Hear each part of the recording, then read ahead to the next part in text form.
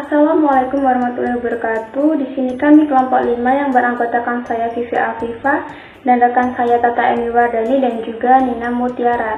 Di sini kami akan mempresentasikan hasil diskusi kami mengenai kertas kerja, audit plan, audit program, audit prosedur, audit teknik, resiko audit, dan juga materialitas.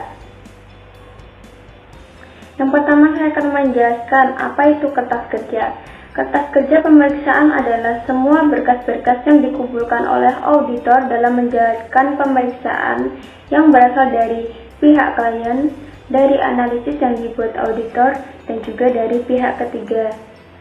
Selanjutnya, berkas-berkas yang berasal dari pihak klien yaitu terdapat neraca saldo, rekonsilisasi bank, analisis umur piutang, rincian persediaan, rincian liabilitas, rincian beban umum dan administrasi, rincian beban penjualan, dan juga surat pernyataan langganan.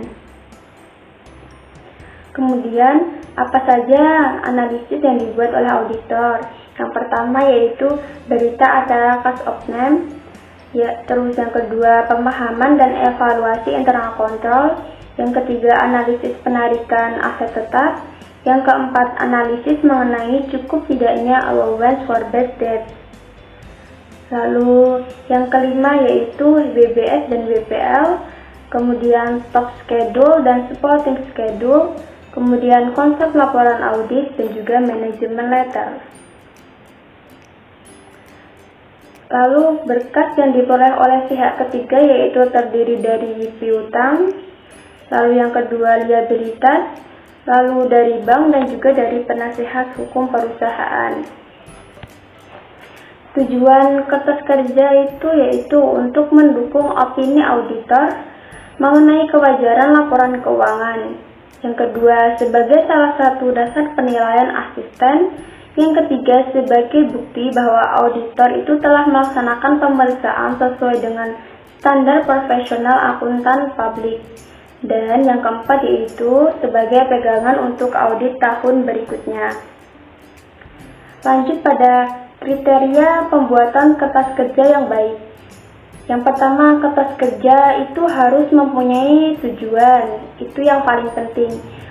Kemudian dalam kertas kerja pemeriksaan harus dijelaskan prosedur audit apa yang akan dilakukan dengan menggunakan audit tick mark. Kemudian harus dicegah dalam menulis kembali kertas kerja pemeriksaan karena hal itu akan menyebabkan kerugian. Kemudian kertas kerja pemeriksaan harus diindeks atau cross index. Lanjut, berkas kertas kerja itu harus diparaf oleh orang yang membuat dan mereview working papers. Lalu di bagian muka file kertas kerja pemeriksaan itu harus dimasukkan daftar isi dan juga indeks kertas kerja pemeriksaan serta contoh paraf seluruh tim pemeriksaan yang terlibat dalam penugasan audit tersebut.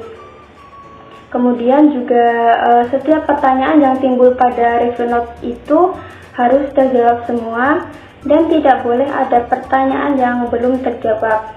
Kemudian yang terakhir yaitu pada kertas kerja pemeriksaan harus dicantumkan sifat dari perkiraan yang diperiksa, prosedur pemeriksaan yang dilakukan, dan juga kesimpulan mengenai kewajaran perkiraan yang diperiksa. Audit plan. Dalam perencanaan audit, auditor harus mempertimbangkan antara lain masalah yang berkaitan dengan bisnis satuan usaha dan industri di mana satuan usaha tersebut beroperasi di dalamnya. Penetapan tingkat risiko pengendalian yang direncanakan, kebijakan dan prosedur akuntansi satuan usaha tersebut, pertimbangan awal tentang tingkat materialitas untuk tujuan audit. Lalu, pos laporan keuangan yang mungkin memerlukan penyesuaian, kondisi yang mungkin memerlukan perluasan atau pengubahan pengujian audit, sifat laporan audit yang diharapkan akan diserahkan kepada pemberi tugas.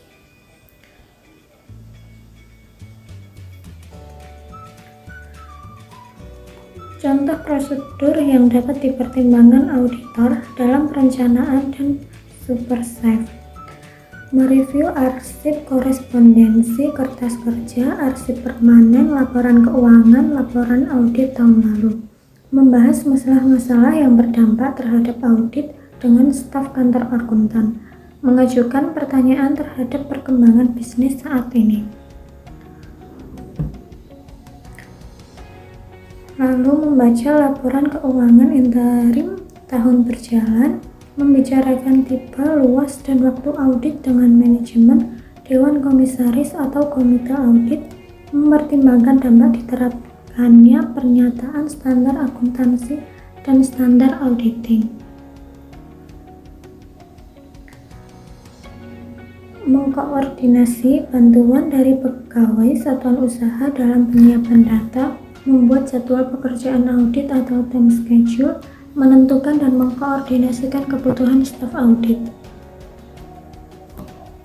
Isi dari audit plan mencakup hal-hal mengenai klien, hal-hal yang mempengaruhi klien, dan rencana kerja audit. Audit program.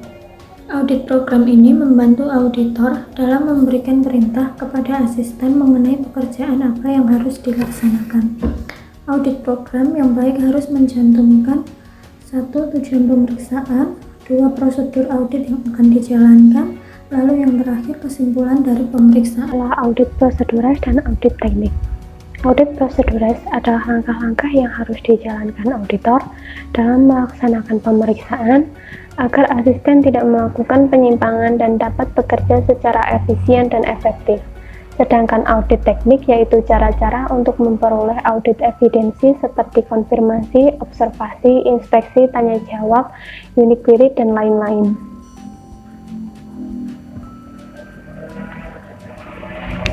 Risiko audit dan materialitas. Menurut SA 320.5, 320.6, dan 320.7, risiko audit adalah risiko bahwa auditor menyatakan opini yang tidak tepat ketika terdapat kesalahan penyajian material dan laporan keuangan. Risiko audit merupakan fungsi gabungan risiko kesalahan penyajian material dan risiko deteksi. Materialitas dan risiko audit perlu dipertimbangkan sepanjang pelaksanaan audit, khususnya pada saat 1. Mengidentifikasi dan menilai risiko kesalahan penyajian material, 2. Menentukan sifat, saat, dan luar prosedur audit selanjutnya, 3. Mengevaluasi dampak kesalahan penyajian yang tidak dikoreksi jika ada terhadap laporan keuangan dan dalam merumuskan opini dalam laporan auditor. Faktor-faktor yang dapat mempengaruhi proses identifikasi suatu tolak ukur yang tepat mencangkup 1. Unsur-unsur laporan keuangan, contohnya seperti aset, liabilitas, ekuitas, pendapatan, dan beban. Yang kedua, apakah terdapat unsur-unsur yang menjadi perhatian khusus para pengguna laporan keuangan suatu entitas. Yang ketiga, sifat entitas, posisi entitas dalam siklus hidupnya, dan industri serta lingkungan ekonomi yang di dalamnya entitas tersebut beroperasi. Yang keempat, struktur kepemilikan dan pendanaan entitas. Yang kelima adalah fluktuasi relatif tolak ukur tersebut. Risiko audit terdiri dari 1. Risiko bawaan, adalah keretaan suatu saldo akun atau golongan transaksi terhadap suatu salah saji material dengan asumsi bahwa tidak terdapat pengendalian yang terkait. Yang kedua adalah risiko pengendalian, adalah risiko bahwa suatu salah saji material yang dapat terjadi dalam suatu asersi tidak dapat dicegah atau dideteksi secara tepat waktu oleh pengendali entitas. Yang ketiga adalah risiko deteksi, adalah risiko bahwa auditor tidak dapat mendeteksi salah saji material yang terdapat dalam suatu asersi. Risiko bawaan dan risiko pengendalian berbeda dengan risiko deteksi. Risiko deteksi mempunyai hubungan yang terbalik dengan risiko bawaan dan risiko pengendalian. Semakin kecil risiko bawaan dan risiko pengendalian yang diyakini oleh auditor, maka semakin besar risiko deteksi yang diterima.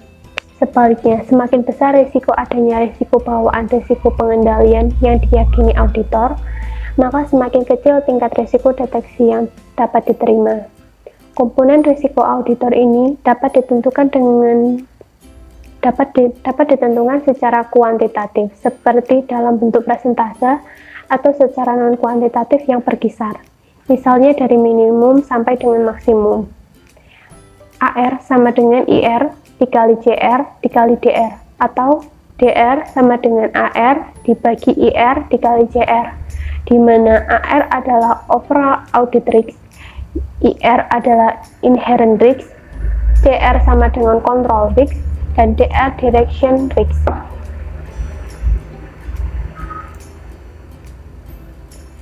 Sekian presentasi dari kelompok kami. Wassalamualaikum warahmatullahi wabarakatuh.